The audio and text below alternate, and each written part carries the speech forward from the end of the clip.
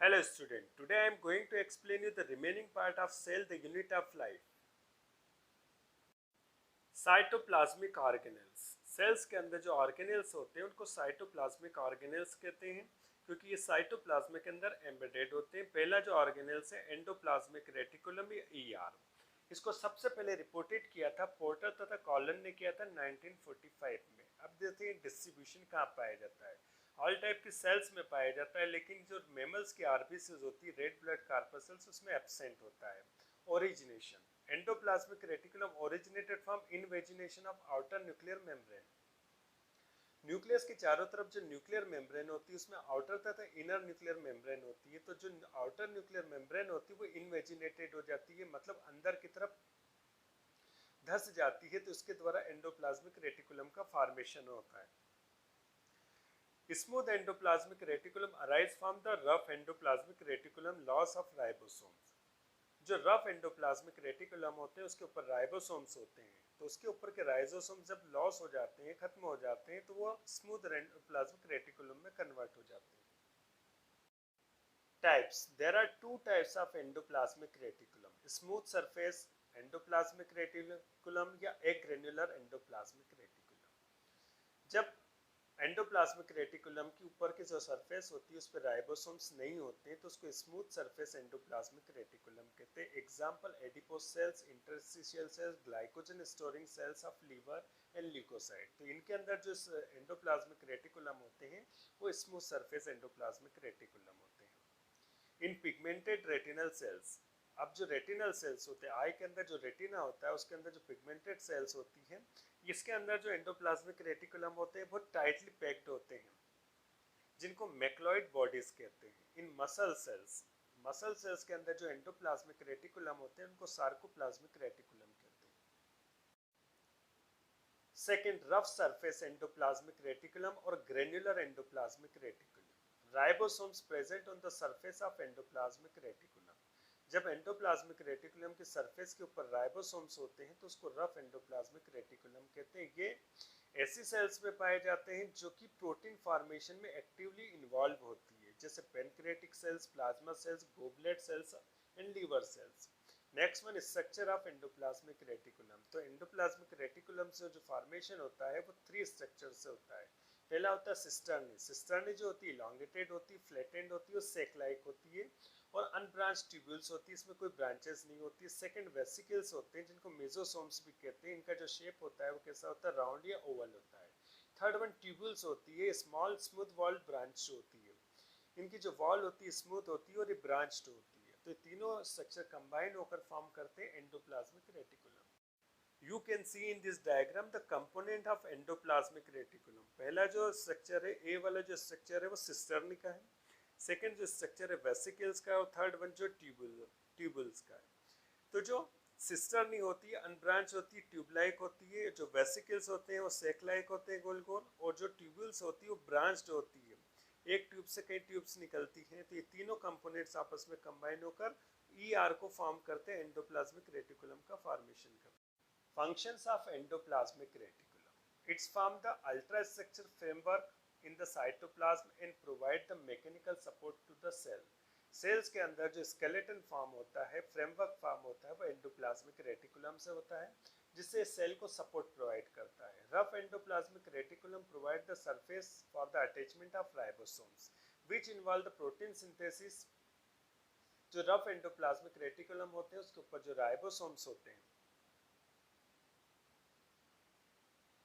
वो इन्वॉल्व होते हैं प्रोटीन सिंथेसिस की प्रोसेस में होते हैं। Its help in the intracellular transport. Cells के अंदर जो मटेरियल, एक सेल्स के अंदर जो मटेरियल है दूसरी सेल्स में पहुंचाने में मदद करते हैं। During the cell division its help the formation of nuclear membrane. जब सेल डिवाइड होती है तो उस समय न्यूक्लियर मेम्ब्रेन को फॉर्म करने में हेल्प करते हैं। ये प्रोटीन को स्टोर करते हैं। Its help for exchange of material between the inner and outer part of cell. Cells के अंदर तथा सेल के बाहर जो मटेरियल का ट्रांसपोर्टेशन होता है, एक्सचेंज होता है, वो इन्हीं की मदद से होता है। It's provide the surface for the various enzyme activities. बहुत सारे जो एंजाइम्स होते हैं इनके सरफेस के ऊपर क्या करते हैं, एक्टिविटीज करते हैं। Smooth endoplasmic reticulum help in the lipid and glycogen synthesis with the help of enzyme stored in it.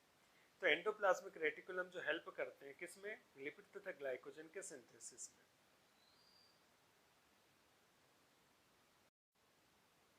Second, Golgi bodies तथा गोल्गी कॉम्प्लेक्स डिस्कवर्ड किया था कैमिलो गोल्गी ने 1898 में। कहाँ पर देखा था, केट की जो नर्व सेल्स है उसके अंदर इसको ऑब्जर्व किया था।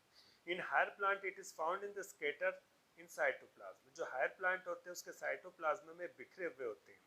जब ये बिखरे फॉर्म में होते हैं, स्केटर्ड फॉर्म में होते हैं, तो इनको डिक्टियोसोम्स कहते हैं। लेकिन एनिमल सेल्स के अंदर ही एक जगह पे फिक्स होते हैं। It is also known as lipochondria, idiosomes, the Dalton complex, the Golgi apparatus. इनका डिस्ट्रीब्यूशन ये सभी प्लांट तथा एनिमल सेल्स में पाए जाते हैं। ओरिजिनेशन, इनका जो ओरिजिनेशन होता है एंडोप्लाज्मिक रेटिकुलम से होता है। स्ट्रक्चर, इट कंसिस्ट 3 कंपोनेंट, ये भी 3 कंपोनेंट से मिलकर बनते हैं, सिस्टर्नी, वेसिकल तथा वैक्यूल। सिस्टर्नी जो होती है लॉन्गेटेड, ट्यूबुलर, फ्लैटेंड, फिल्ड होती है, फ्लूइड होती है, लंबी होती, ट्यूब लाइक होती है, चपटी होती है या सेक लाइक होती है जिसके अंदर फ्लूइड होता है। 4 से 7 cisternae found in each Golgi bodies. एक गोल्गी बॉडी के अंदर कितनी सिस्टर्नी पाई जाती है, 4 से लेकर 7 से तक सिस्टर्नी पाई जाती है। सेकेंड है vesicles, occurs in the peripheral region like the bulbous outgrowth. जो वेसिकल्स होते हैं किनारों की तरफ पाए जाते हैं और गोल गोल बल्बुलस आउटग्रोथ के फॉर्म में। इसके बाद वैक्यूल्स होते हैं, large spacious rounded sac like found the edge of Golgi complex. जो वैक्यूल्स होते हैं, जो गोल्गी बॉडीज के किनारे होते हैं, वहां पर क्या पाए जाते हैं, सेक लाइक स्ट्रक्चर पाए जाते हैं जो कि बड़े बड़े राउंडेड स्ट्रक्चर होते हैं। पोलैरिटी ऑफ गोल्गी बॉडी, तो गोल्गी बॉडी के अंदर वो पोल होते हैं, 2 फेस होते हैं, एक फॉर्मिंग फेस होता है, दूसरा मैच्योरिंग फेस होता है। जो फॉर्मिंग फेस होता है यंगर स्टेज को डिनोट करता है और जो मैच्योरिंग होता है जो ओल्डर एज को डिनोट करता है। अब देखते हैं forming phase, situated toward the nuclear membrane. ये कहाँ सिचुएटेड होते हैं, जो न्यूक्लियस की चारों तरफ न्यूक्लियर मेम्ब्रेन है उधर की तरफ साइड में जो होता है फॉर्मिंग फेज होता है। इसका जो शेप होता है कॉन्वेक्स होता है and known as proximal phase या आउटर फेज और सिस फेज। इसी कारण इसको प्रॉक्सिमल पास का फेज कहा जाता है, बाहर की तरफ का फेज कहा जाता है और सिस फेज कहा जाता है। नेक्स्ट वन जो आता है maturing phase, situated toward the cell membrane. Cell की तरफ जो मेम्ब्रेन होती है उधर की तरफ सिचुएटेड होता है। इसका जो शेप होता है कॉनकेव होता है, इसलिए इसको डिस्टल फेज, इनर फेज या ट्रांस फेज कहा जाता है। फंक्शंस ऑफ गोल्गी कॉम्प्लेक्स, पहला फंक्शन है कि बॉडी ये सिक्रीशन को मेंटेन करता है। Secretory vesicles move toward the plasma membrane, burst on the cell surface, releasing their content. इनके जो वेसिकल्स होते हैं वो प्लाज्मा मेम्ब्रेन की तरफ मूव करते हैं और तेजी के साथ फटते हैं, जिससे उनके अंदर का जो सिक्रीटरी मटेरियल होता है सेल के बाहर आ जाता है। Lysosomes are form from the Golgi bodies. Golgi bodies के द्वारा जो लाइसोसोम्स इसका फॉर्मेशन होता है, its help in the synthesis of large molecule of complex carbohydrate. जो कॉम्प्लेक्स जटिल कार्बोहाइड्रेट है उसका फॉर्मेशन भी गोल्गी कॉम्प्लेक्स के द्वारा होता है। Sometime Golgi body secrete the carbohydrate which help in the formation of cell wall. कभी कभी क्या होती है, जो गोल्गी बॉडी कार्बोहाइड्रेट को सिक्रीट करती है और इसी कार्बोहाइड्रेट के द्वारा प्लांट के अंदर जो सेल वॉल का फॉर्मेशन होता है। Its help in the formation of acrosome of sperm and matrix of cartilage. जो स्पर्म होता है उसके अंदर केप लाइक स्ट्रक्चर होता है जिसको एक्रोसोम्स कहते हैं, उसका फॉर्मेशन गोल्गी बॉडी से होता है। इसके अलावा कार्टिलेज का जो मैट्रिक्स होता है वो भी फॉर्म गोल्गी बॉडीज के द्वारा होता है। Its help in the cell plate formation, जब सेल डिवाइड होती है तो उनके बीच में एक प्लेट लाइक स्ट्रक्चर बनता है, तो वो भी गोल्गी बॉडीज के द्वारा बनता है। Plant secretory product like the gum, wax, mucilage etcetera release by this bodies. तो गोल्गी बॉडी के प्लांट के अंदर क्या सिक्रीट करती है, गम, वैक्स, म्यूसिलेज सब्सटेंस को सिक्रीट करती है। नेक्स्ट वन, लाइसोसोम्स और सुसाइड बैग्स। फर्स्टली रिपोर्टेड किया था डी डुवे ने 1955 में। डिस्ट्रीब्यूशन, सभी एनिमल सेल्स में पाई जाती है लेकिन कुछ प्लांट सेल्स में भी पाई जाती है। फंगी जैसे इस न्यूरोस्पोरा यूग्लिना के अंदर भी पाई जाती है। Secretory function like the liver cell, spleen cell, pancreatic cells and thyroid cells के अंदर भी पाई जाती है। ओरिजिनेशन, या तो इनका फॉर्मेशन एंडोप्लाज्मिक रेटिकुलम से होता है या गोल्गी बॉडी से होता है। स्ट्रक्चर, स्फेरिकल टीनी बैग्स होते हैं filled with useless material in digestive enzyme. छोटे छोटे टीनी मटेरियल्स होते हैं जिसके अंदर क्या होता है, यूजलेस मटेरियल भरा होता है और डाइजेस्टिव एंजाइम फील्ड होते हैं, तो इस स्ट्रक्चर को क्या कहते हैं, लाइसोसोम्स होते हैं। अब जो एंजाइम होते हैं वो क्या होते हैं, एसिड फास्फेटेज होते हैं, सल्फेटेज होते हैं, प्रोटीएजेज होते हैं, न्यूक्लियसेज होते हैं, लाइपेजेज होते हैं, वो ग्लाइकोसाइडेजेज होते हैं। ये सभी जो एंजाइम्स होते हैं इनको एसिड हाइड्रोलाइसिस कहते हैं, because this enzyme usually functioning in the acidic medium. तो इनको एसिड हाइड्रोलाइसिस एंजाइम कहा जाता है, क्योंकि ये जो सारे एंजाइम होते हैं एसिडिक मीडियम में, जब पीएच 7 से कम होता है तो उसी मीडियम में वर्क करते हैं। तो जो 7 से पीएच होता है, 7 से कम पीएच होता है, उसको एसिडिक मीडियम कहा जाता है।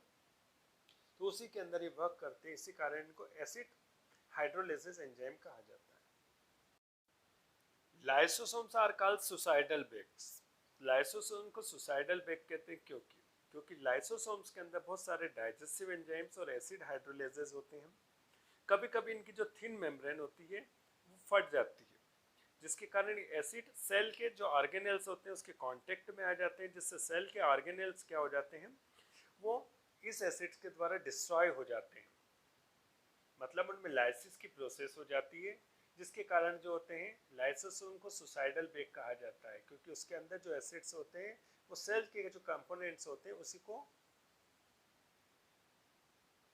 नष्ट करने लगते हैं, डिस्ट्रॉय करने लगते हैं।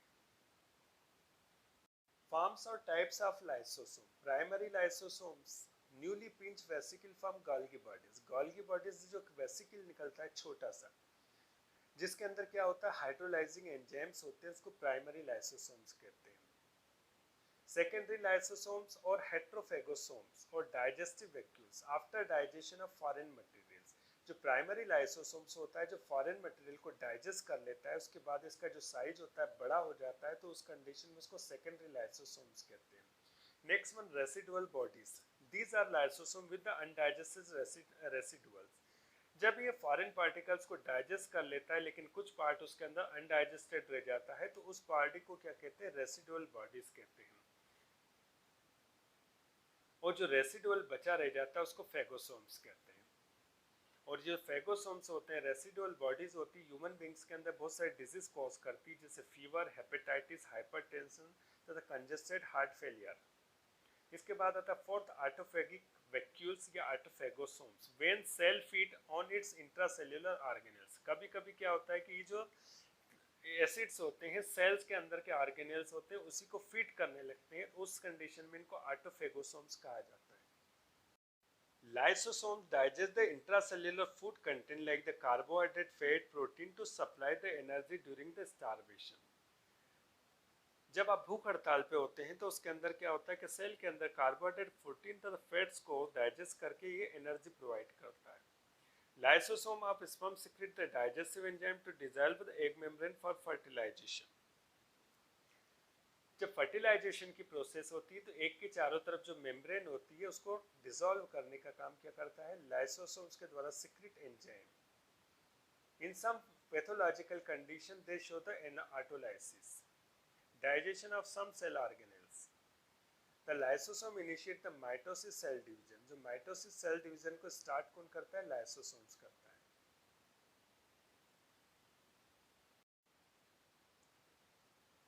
Vacuoles.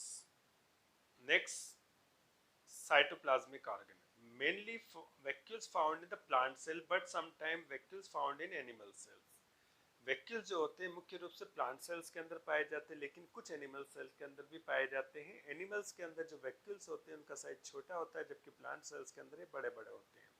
जो वैक्यूल्स होते हैं उनके चारों तरफ एक थिन मेम्ब्रेन होती है जिसको टोनोप्लास्ट कहते हैं, और इस मेम्ब्रेन के अंदर, इस वैक्यूल्स के अंदर भरा होता है सेल से भरा होता है। Vacuoles help in the osmoregulation. Osmoregulation की प्रोसेस के अंदर वैक्यूल्स पार्टिसिपेट करते हैं, हेल्प करते हैं। In cyanobacteria vacuoles filled up with the gas which is help in the floating. Cyanobacteria के अंदर जो वैक्यूल्स होते हैं उसके अंदर गैस भरी होती है, जिससे पानी के ऊपर क्या होते हैं, तैरते रहते हैं, फ्लोट करते रहते हैं। You can see in this diagram the structure of vacuoles. Vacuole जो होते हैं होलो होते हैं, तो इनके चारों तरफ सेल वॉल होगी, साइटोप्लाज्म होगा, न्यूक्लियस होगा, और किसी के अंदर गैस भरी होगी, किसी के अंदर दूसरा मटेरियल फील्ड होगा, किसी के अंदर ये होलो होंगे। तो ये जो स्ट्रक्चर है क्या है, वैक्यूल।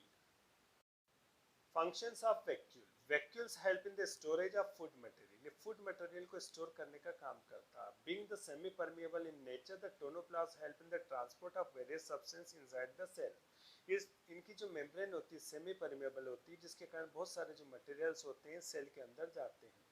ऑस्मो रेगुलेशन की प्रोसेस में वैक्यूल्स हेल्प करते हैं। इसके अलावा प्रोटोप्लाज्म का जो मैट्रिक्स होता है कोलाइडल मैट्रिक्स होता है उसको मैकेनिकल सपोर्ट प्रोवाइड करते हैं। Some time hydrolytic enzyme are present in vacuoles, कभी कभी जो वैक्यूल्स होते हैं उसमें हाइड्रोलाइटिक एंजाइम होते हैं जो एज अ फंक्शन करने लगते हैं लाइसोसोम्स के। Some pigment responsible colour of flower, fruits, leaves and beetroot are found in the cell ceps.